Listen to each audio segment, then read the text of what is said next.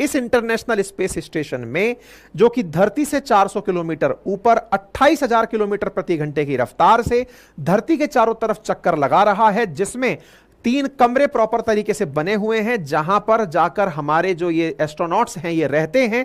NASA की तरफ से यहां पर जो लोग भेजे गए हैं उनमें सुनीता विलियम्स हैं, और सुनीता विलियम्स को लेकर के जो मिशन गया है वो मिशन इस समय काफी ज्यादा चुनौतियों का सामना कर रहा है।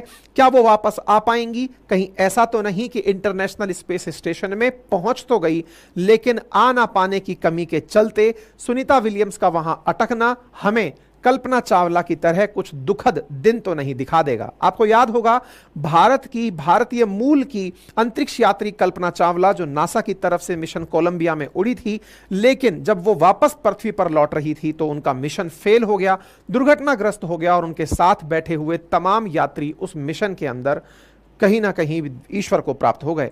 तो ऐसी स्थिति में कल्पना चावला से रिलेटेड होकर सुनीता विलियम्स लोगों के मन में एक चिंता का भाव पैदा कर रही है कि जिस प्रकार से कोलंबिया प्लान में हुआ था कल्पना चावला के साथ, कहीं सुनीता विलियम्स हमारी किसी ऐसे संकट में तो नहीं है। तो आइए इस पूरी घटना को और विस्तार से समझते हैं, जानते हैं कि वर्तमान में सुनीता विलियम्स कैसी चुनौतियों का सामना कर रही हैं। तो मेरे प्यारे साथियों, कोलंबिया जो है वो अचानक हुआ हादसा या शिकार था। इस पर अगर आप चाहेंगे तो हम एक सेशन और ला देंगे, लेकिन फिलहाल के लिए हम सुनीता विलियम्स पर फोकस करते हैं। सुनीता विलियम्स अपने सहयात्री के साथ में, जिनका नाम था बच विलमोर, इनके साथ में उड़कर जून में अंतरिक्ष में गई, यानी इंटरनेशनल स्पेस स्टेशन तक गई। तारीख जो इंटरनेशनल स्पेस स्टेशन में आई वो जून में अराउंड 6 जून के आसपास आप उड़ी थी, लेकिन मई 4 को इनका उड़ना प्रस्तावित था। आप यहां पर खबर देखें कि मई 4 के दिन नासा का ट्वीट है कमर्शियल क्रू का कि lift off is schedule to estimate time May 6 मई को उड़ने वाली थी, लेकिन कोई तकनीकी खराबी के चलते धरती से इंटरनेशनल स्पेस स्टेशन ले जाने वाली जो मशीन थी, मशीन कौन सी थी? एक रॉकेट जिसका नाम था एटलस वी, जो कि बोइंग कंपनी के द्वारा बनाया गया था, बोइंग स्पेस के द्वारा बनाया गया था। और उस रॉकेट के ऊपर बैठा हुआ जो मतलब जिसमें कि यात्री बैठकर जाएंगे, एक पेलोड, उसका नाम स्टार लाइनर था। यानी कि एटलस वी के ऊपर स्टार लाइनर, और इस स्टार लाइनर को इंटरनेशनल स्पेस स्टेशन पहुंचना था। इस पूरी प्रक्रिया को बड़ी दिक्कतों का सामना करना पड़ा। मैं आपको एक चीज यहां पर और अच्छे से बता देता हूं। असल में ये जो आपने उड़ती हुई संरचना अभी देखी ना, कहा गई ये इंटरनेशनल स्पेस स्टेशन, ये केवल अमेरिका का नहीं है, इसमें बहुत सारी रिसर्च एजेंसी शामिल हैं।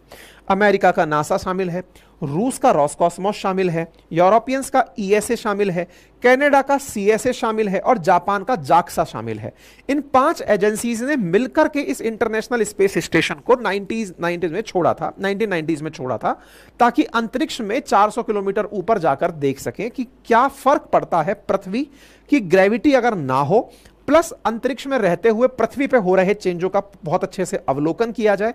इन सब कामों के लिए इसको बनाया गया था। तो इसको बनाने में 5 रिसर्च एजेंसीज लगी थी, और उन्होंने जब इसका निर्माण किया तो ये तय किया कि भाई यहां पर अंतरिक्ष यात्री जाएगा, रहेगा, काफी दिन तक का समय बिताएगा, तो यहां पर प्रॉपर 3 बेडरूम है, यहां पर एक जिम दिया हुआ है, वॉशरूम, टॉयलेट्स दिए हुए हैं, ताकि वो यहां पर रह सके और पूरी लैब में रहकर वो अपना काम कर सकें। ठीक है, इनको लाने ले जाने में शुरुआती दौर में अमेरिका का शटलर काम आता था, बाद में रूस का सोयूज मिशन काम आने लगा, जो कि धरती से एस्ट्रोनॉट्स को ले जाता, यहां जाता और इसमें जाके चिपक जाता और अपने यात्रियों को उतार करके काम करा के वापस ले आता। अमेरिका और रूस के बीच में रशिया यूक्रेन कॉन्फ्लिक्ट के दौरान काफी ज्यादा दूरियां आई तो यह निर्णय हुआ, अमेरिका ने कहा कि भैया अब हम आपका स्पेसक्राफ्ट यूज नहीं करेंगे, हम अपने से भेजेंगे। तो अमेरिका के नासा ने स्पेस एक्स वालों को, यानी कि एलन मस्क को, और बोइंग वालों से कहा कि आप लोग अपने लेवल पर रशिया के सोयूज की तरह कोई रॉकेट बनाइए और कोई ऐसा क्रू मिशन बनाइए जो जाकर वहां पर पहुंच सके। तो इसके लिए स्पेस एक्स ने फाल्कन 9 नाम का अपना एक रॉकेट बनाया, उस पर क्रू नाम का मिशन बनाया, और उसके थ्रू वो लोगों को ले जाना, आना जाना शुरू कर दिया। इसी प्रकार से अमेरिका का बोइंग, जो कि पहली बार अपनी तरफ से यात्रियों को लेकर आईएसएस पहुंचा है, इसने अपने रॉकेट के थ्रू, जिसका नाम रखा एटलस वी, इसके थ्रू इस पूरे मिशन को, जिसका नाम स्टार लाइनर है, इस स्टार लाइनर को लेकर के आईएसएस पहुंचा था। तो बोइंग का पहली बार अंतरिक्ष में जाना और पहली बार में बहुत सारी दिक्कतों का सामना करना, जाते समय भी दिक्कतों का सामना करना और आते समय भी दिक्कतों का सामना करना। चिंता इस बात की बढ़ा रहा है कि कहीं सुनीता विलियम्स इस पर अटकी ना रह जाएं और कहीं ऐसा ना हो कि एक बार जिद में बोइंग वाले लेकर चल दें और रास्ते में कुछ दुर्घटना हो जाए, क्योंकि अभी बहुत सारी दिक्कतों का सामना करना पड़ रहा है।